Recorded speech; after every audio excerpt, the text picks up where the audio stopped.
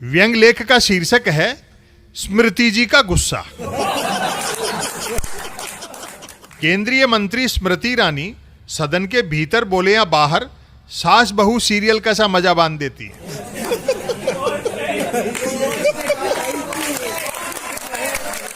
स्मृति ईरानी के भाषण सुनने लायक नहीं, देखने लायक होते हैं।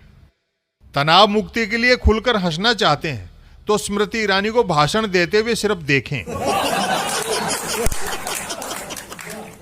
हाल ही में मणिपुर में अपनी सरकार की घोर विफलता के बचाव में संसद में दिए गए मंत्री महोदया के आवेश भरे भाषण के सामने प्लास्टिक स्टिकर पर छपे गुस्से वाले काले केसरिया हनुमान भी मुस्कुराते हुए लगे। रंग जमना ही है। अभिनय का ए नहीं जानने वाले राजनीति में आकर शानदार अभिनय कर लेते हैं। स्मृति ईरानी तो सीधे अभिनय क्षेत्र से आई है। जैसे फिल्म को फ्लॉप होने से बचाने के लिए उसमें आइटम डाले जाते हैं, वैसे ही किसी मुद्दे पर बुरी तरह घिर जाने पर मोदी सरकार स्मृति ईरानी को उतारती है।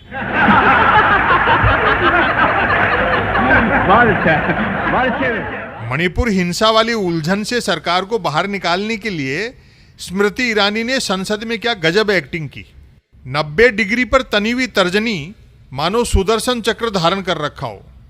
जिह्वा पर सरस्वती की बजाय दुर्गा बैठी थी और आंखें इस कदर निकल पड़ रही थीं कि चश्मा नहीं लगा होता तो बाहर ही आ पड़ती। गनीमत है कि तमाम कठिनाइयों के बावजूद विपक्ष के पास सेंस ऑफ ह्यूमर बचा हुआ है, वरना वह बराबरी पर उतर जाता तो महाभारत का न्यू एडिशन तय था। विरोधी भले ही हंसकर टाल जाते हों, लेकिन गुस्सा बनाए रखना साधना है।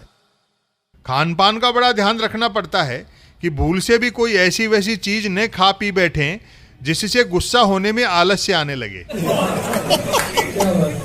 हर समय ऐसे चेहरे आंखों के सामने रखने पड़ते हैं जिन्हें देखते ही गुस्सा फूट पड़े। जिस चेहरे को देखने से गुस्सा कम होने लगे उसे मेमोरी से डिलीट करना पड़ता है। आवाज को चीखने चिल्लाने के उच्चतम स्तर तक तराशते रहना पड़ता है। उन परिस्थितियों से बचे रहना पड़ता है जिनसे हंसी आने की आशंका हो। अपना चेहरा तक ऐसा बनाए रखना पड़ता है कि दर्पण देखते ही भयंकर गुस्सा आए।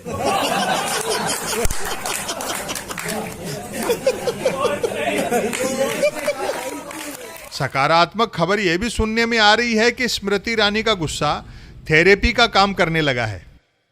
जो पति देर रात झूमते झामते लौटते थे और पत्नी के बनाए भोजन में मीन मेघ निकालते थे, पत्नी द्वारा स्मृति ईरानी के भाषणों वाले वीडियो दिखाने के बाद वे न सिर्फ सूर्यास्त से पहले नीची गर्दन किए घर में घुसते हैं, बल्कि पत्नी से ये और पूछते हैं कि आज कौन सी सब्जी बनाऊं।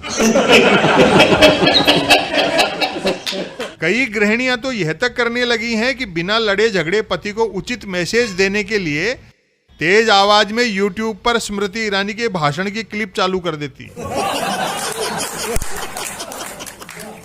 कैबिनेट की मीटिंग में जैसे ही स्मृति ईरानी एंट्री लेती होंगी, रक्षा मंत्री राजनाथ सिंह वहां बैठे अन्य मंत्रियों से जरूर धीमे से कहते होंगे, चुप होकर सीधे बैठ जाओ, स्मृति ईरानी जी आ रही हैं।